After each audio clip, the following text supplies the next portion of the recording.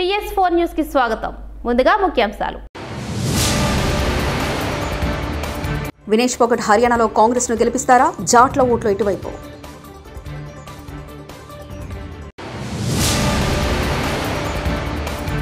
ఐఐహెచ్టీని ప్రారంభించిన సీఎం రేవంత్ రెడ్డి కీలక వ్యాఖ్యలు.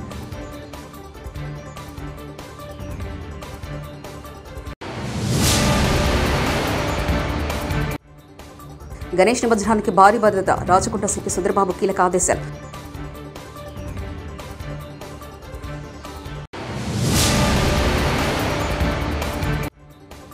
ఉత్తరాంధ్రలో భారీ వర్షాలు. తాండవ నది ఉప్పొంగడంతో భారీగా నిలిచిన వాహనాలు.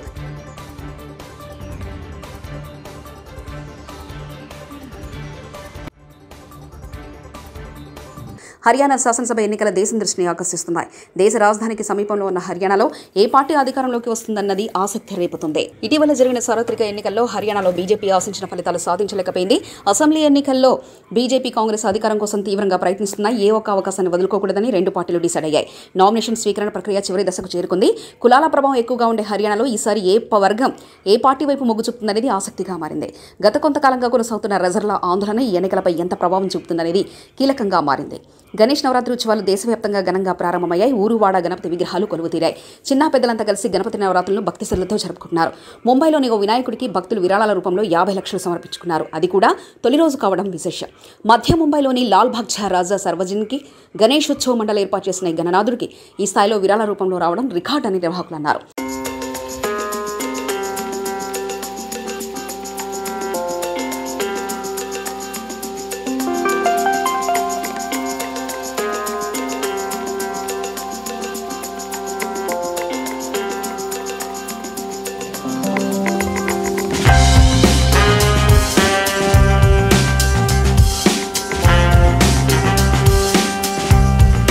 నగరంలో జరిగే గణేష్ నిమజ్జనానికి హైదరాబాద్ సిటీ పోలీసులు గట్టి బందోబస్తు ఏర్పాటు చేశారు. కాగా సరూర్ నగర్ మినీ ట్యాంక్ బండపై వినాయక విగ్రహాల నిమజ్జనం ఏర్పాట్లు శరవేగంగా జరుగుతున్నాయి. నిమజ్జన ఏర్పాట్లను రాచకొండ సిపి సుధీర్బాబు ఈ రోజు సోమవారం పరిశీలించారు. అనంతరం మీడియాతో సిపి సుధీర్బాబు మాట్లాడుతూ రాచకొండ పరిధిలో వినాయక విగ్రహాల నిమజ్జనానికి 10,000 మందితో భద్రతా ఏర్పాట్లు చేపట్టినట్లు తెలిపారు. సరూర్ నగర్ మినీ ట్యాంక్ బండ కట్టపై 70 సీసీ కెమెరాలు ఏర్పాటు చేసినట్లు తెలిపారు. ముఖ్యమంత్రి రేవంత్ రెడ్డి ఇవాళ నాంపల్లిలోని IIHT Indian Institute of Handloom Technology వర్చువల్గా ప్రారంభించారు. ఈ సందర్భంగా మాట్లాడుతూ కీలక వ్యాఖ్యలు చేశారు. ఐఐహెచ్టీని ప్రారంభించడం సంతోషకరమని అన్నారు. తెలంగాణ విద్యార్థులు ఏపీ, ఒడిశా రాష్ట్రాలకు వెళ్లి హ్యాండ్లూమ్ కోర్సులు చదవాల్సి వస్తుందని అన్నారు. కేంద్ర మంత్రి పీయూష్ గోయల్తో మాట్లాడి ఐఐహెచ్టీకి అనుమతులు తెచ్చుకున్నామని ఈ సందర్భంగా వెల్లడించారు. విద్యార్థుల సమయం వృధా కాకూడదని తెలుగు యూనివర్సిటీలో ఐఐహెచ్టీలో ఈ ఏడాది నుంచే తరగతులు ప్రారంభిస్తామని చెప్పారు. వచ్చే ఏడాది ఐఐహెచ్టీని స్కిల్ యూనివర్సిటీకి తరలిస్తామని చెప్పారు.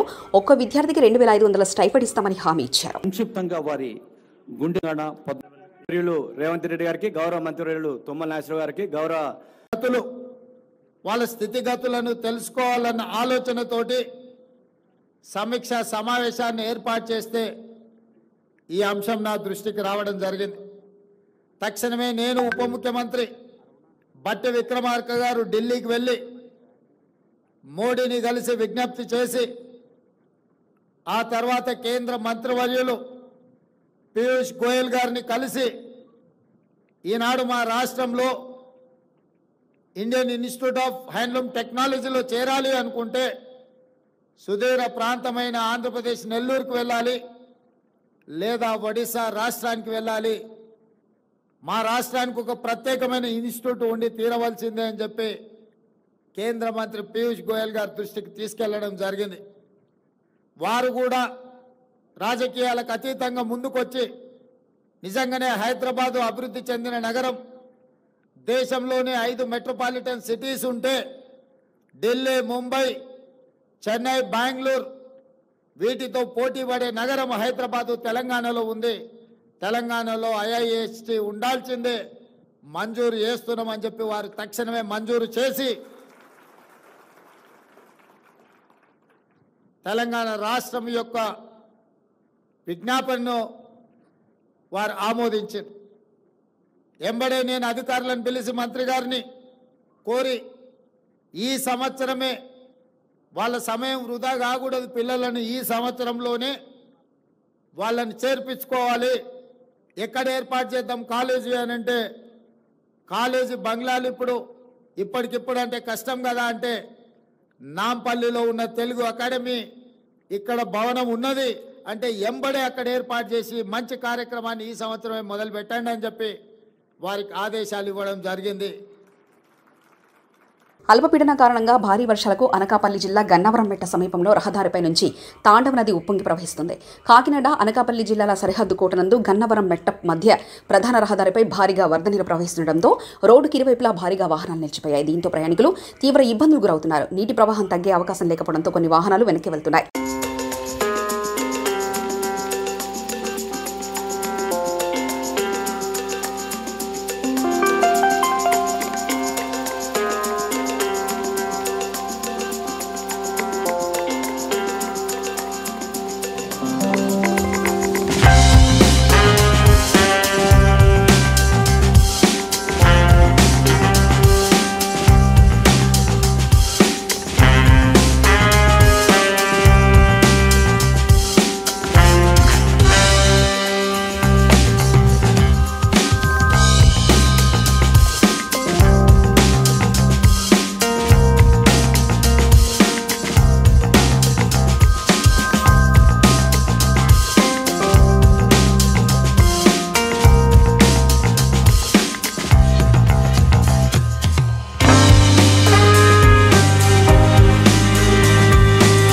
మరో ముప్పు ముంచుకొస్తున్న నేపథ్యంలో హోం విపత్తుల నిర్వహణ శాఖ హోంమంత్రి అనిత అప్రమత్తమయ్యారు. ఉత్తరాంధ్రను వానలు ముంచెత్తుతుండటంతో విజయవాడ నుంచి హోంమంత్రి అనిత బయలుదేరి వెళ్లారు. కోస్తాంధ్రలోని అతి భారీ వర్షాలున్నాయన్న వాతావరణ శాఖ సమాచారం నేపథ్యంలో రాబోయే 72 గంటలు జాగ్రత్తగా ఉండాలని హోంమంత్రి సూచించారు. వంశాధార, నాగావళి, బహుదా పరివాహక ప్రాంతాల ప్రజల మొబైళ్లకు ఎప్పటికప్పుడు అలర్ట్ సందేశాలు పంపి అప్రమత్తం చేయాలని తెలిపారు. భారీ వర్షాలు జిల్లాలను అతలాకుతం చేస్తున్నాయి. 2 రోజులుగా కురుస్తున్న వర్షాలతో ఎక్కడికట్టక్కడ వాగులు, వంకలు పొంగి పొర్లుతున్నాయి. భారీ వర్షాల నేపథ్యంలో అరకులోయ ప్రముఖ పర్యాటక కేంద్రం బొర్రా గుహలను మూసివేశారు. భారీ వర్షాల నేపథ్యంలో ముందస్తు చర్యల్లో భాగంగా బొర్రా గుహల పర్యాటక కేంద్రాన్ని మూసివేయాలని కలెక్టర్ ఆదేశాలు జారీ చేశారు. ఇప్పటికే చాపరాయి, కటిక జలపాతాలు, పద్మాపురం ఉద్యానవన కేంద్రం, గిరిజన మ్యూజియంలను మూసివేశారు. అలాగే అరకు గట్ రోడ్లో రాకపోకలు నిలిపివేశారు. ప్రస్తుతం అరకుకు పర్యాటకులు వెళ్లకపోవడం మంచిదని అధికారులు సూచిస్తున్నారు. మాజీ మంత్రి కైకలూరు ఎమ్మెల్యే కామినేని శ్రీనివాసరావుకు ప్రమాదం తప్పింది.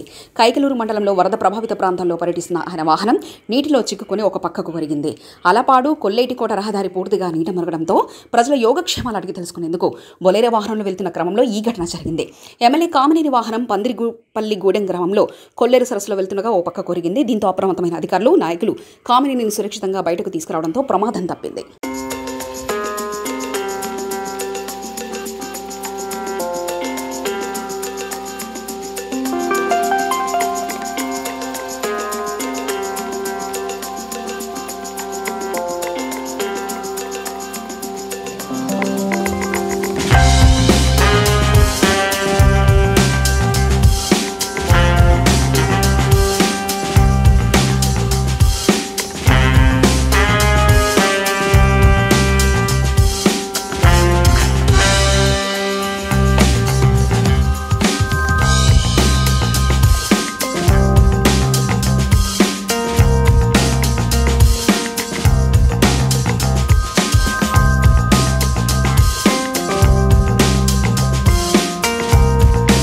మునుగోడులో బెల్ట్ షాపుల నియంత్రణ ర్యాలీ. మునుగోడు ఎమ్మెల్యే కోమటిరెడ్డి రాజగోపాల్ రెడ్డి ఆదేశాల మేరకు పట్టణ కేంద్రంలో బెల్ట్ షాపుల నియంత్రణ ర్యాలీ నిర్వహించారు.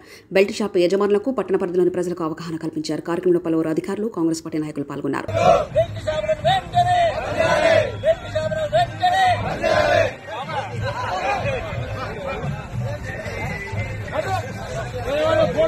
ప్రజాకవి, పద్మవిభూషణ్ స్వర్గీయ కాళోజీ నారాయణరావు గారి జయంతి సందర్భంగా ముఖ్యమంత్రి రేవంత్ రెడ్డి గారు నివాళులర్పించారు. జూబిహిల్స్ నివాసంలో కాళోజీ చిత్రపటానికి పుష్పాంజలి ఘటించారు. ఈ సందర్భంగా తెలంగాణ భాష, సాహిత్యానికి కాళోజీ గారు చేసిన సేవలను స్మరించుకున్నారు. వినాయక చవితి వచ్చిందంటే ముందుగా గుర్తొచ్చేది బొజ్జగనపయ్య, బుజ్జి బుజ్జి బొమ్మలే. ఏ ఊరు చూసినా ఆ గణనాయకుడి విగ్రహాలే. వీధి వీధిన వెరైటీ విగ్రహాల మూషిక వాహనుడు మనకు దర్శనమిస్తాడు. అందుకే వినాయక చవితి వచ్చిందంటే రాష్ట్రంలో ఉన్న వెరైటీ ఆలోచనలు బయటపడతాయి. ట్రెండ్కు తగ్గట్టు కూడా వినాయకుడికి మలుస్తుంటారు. భువనగిరి పట్టణంలో సర్దార్ సిద్ధార్థ యూత్ అసోసియేషన్ ఆధ్వర్యంలో 30,000 రూపాయల విలువ చేసే ₹10 కాండ్లతో వినాయకుడు తయారు చేయించి పూజలు నిర్వహిస్తున్నారు. భక్తులు ప్రతి సంవత్సరం డిఫరెంట్గా వినాయక ప్రతిమలను రూపొందిస్తుంటారు.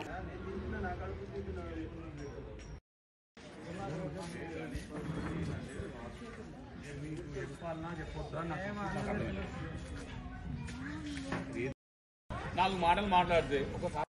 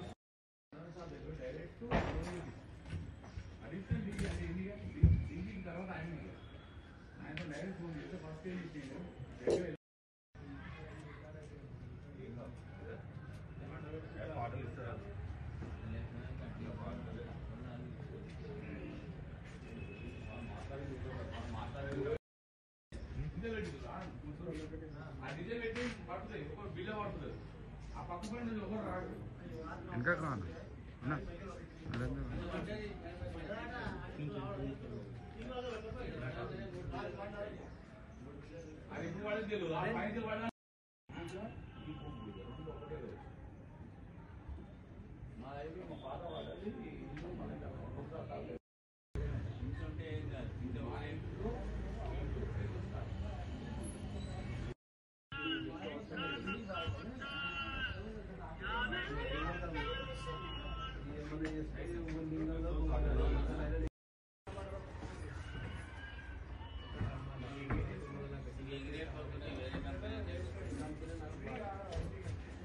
दर्रा है ना इनके कौन है ना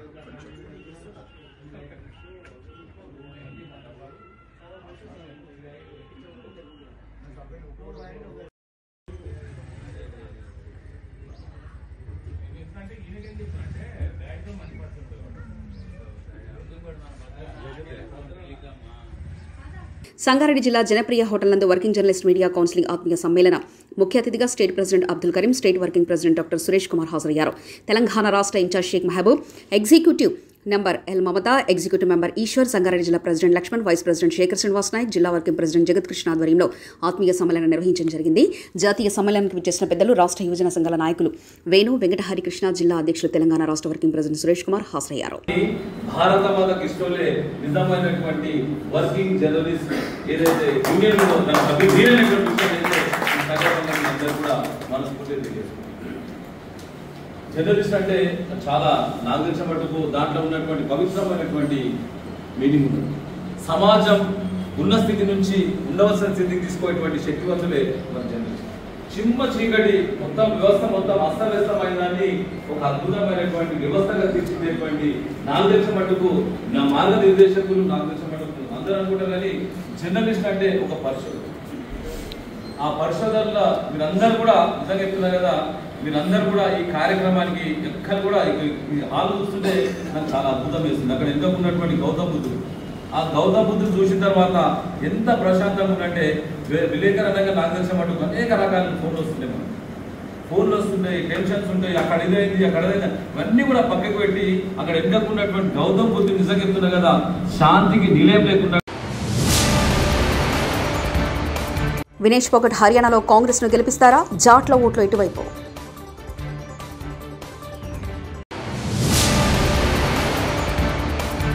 ఐఐహెచ్టీని ప్రారంభించిన సీఎం రేవంత్ రెడ్డి కీలక వ్యాఖ్యలు.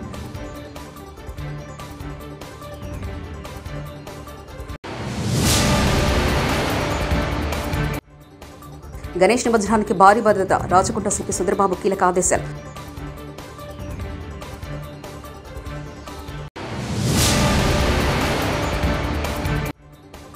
ఉత్తరాంధ్రలో భారీ వర్షాలు, తాండవ నది ఉప్పొంగడంతో భారీగా నిలిచిన వాహనాలు.